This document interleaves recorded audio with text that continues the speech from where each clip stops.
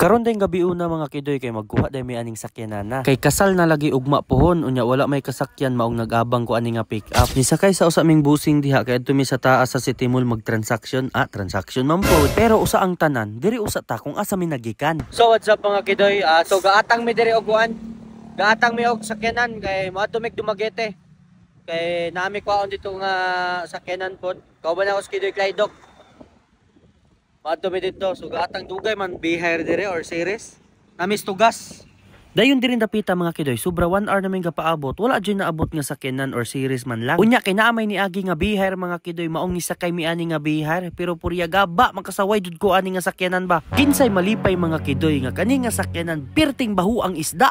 Nangalipong naming tanan dire, dili lang ako ang galikramo. Unya shout out day ko sa bahay nga tapad nako di mga kidoy, mga 40 plus or 50 na siguro ang edad ato. Kay nakakita siya nako nga nanampong ko pag-ayo, iya kong gitagaan og face mask. Grabe kabaho ni nga ban. Unya si kidoy Clydok po diri mga kidoy, galuyan na di ay. Pero wala lang siya pahalata sa ako pag naog na siya ni sulti. Dili man tanang ban nga na masayro baho. Naatlan ra jud siguro. Maong unta sir, kung kinsa ang mga driver sa biherda inyong tagdo na inyong sakyanan kay para na amoy daghang pasahero. Take note, maoday ni nga ban nga baho kayo. Dili lang na ko ipakita inyong plate number kay basig baulaw pa mo. Mura jud taon mig nakalingkawas gikan sa prisuhan mga kidoy, nakagawas mi sa ban nga baho kayo. Naana day mi diri sa City Mall mga kidoy kay diri mi mag-meet atong ako ang sakyanan nga abangan. Wait lang ha, na ako ipasabit mga kidoy. Ang isda lami gyud unta. Ang problema nga lang sa among gisakyan ganiha, dubok nga isda siguro ang nayabo sa iyang sakyanan.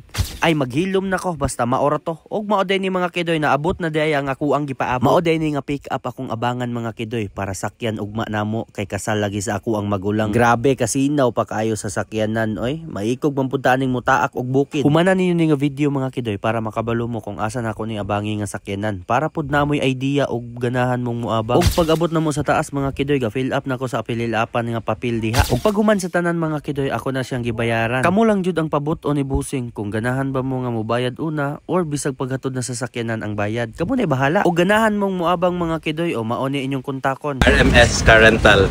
Okay. Ug pag human sa tanan mga kidoy, ninaog day mi diri sa City Mall kay mukaon sa lagi mi usa mi mo pauli kay medyo gutom na jud kaayo. Ug wala na day ko naka video will gakaon mi kay galay ba mi sa mo ang page nga Kamansi Vibes. Pag human na mog pangaon mga kidoy, pag human sa tanan wa na mi nagdugay ni pauli na mi kay medyo gabi na jud kaayo. Karon gani mga kidoy alas 12 na sa buntag pero ga-edit pa japon ko ani nga video para lang ma-release na jud nako ni kay ugma lain na sa. Abangin na sa dako ang vlog ugma nga kasal sa ako ang magulang, ako adyo nang i-vlog para na sila remembrance. Ug pag abot nako sa balay mga kidoy, mauna ni akong nadatnan. Gapaangay na sila og galuto ay nasa tanan. Kay ugma laging adlaw, hotdo na namo nagkaon ang tanan. Ug kani sila ang nanghiwa diha mga kidoy. Naapo diri si Papa Mio mga kidoy. Syempre kung naa si Papa Mio, naasad ng iyahang asawa nga perting gwapa. Ha. Naapo dai si Ate Vicky mga kidoy, mauna igsuon ni Mama. Dayon sinung aying pod gatadta diri. Thank you for watching.